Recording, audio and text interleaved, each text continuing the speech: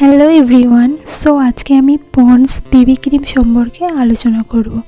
যারা একদমই makeup person না, আমার মতো সবসময় মেকআপ করতে পছন্দ করো না, তারা এই ক্রিমটা ইউজ করতে পারো। ক্রিমটা খুবই সুন্দর এবং লাইট ওয়েট। এই ক্রিমটা দুটো শেডে অ্যাভেলেবেল আছে, একটা আইভরি আর একটা হচ্ছে ন্যাচারাল। তো আমার শেড হচ্ছে ন্যাচারাল। আইভরিটা যাদের ফেয়ারি স্কিন টোন তাদের জন্য আইভরিটা, আর যাদের মিডিয়াম স্কিন টোন এবং ডাস্কি স্কিন টোন তাদের জন্য ন্যাচারালটা। তো চলো আমি প্যাকেজিংটা আনবক্স করি আর ক্রিমটা একেবারে ইউজ করে তোমাদের দেখাচ্ছি।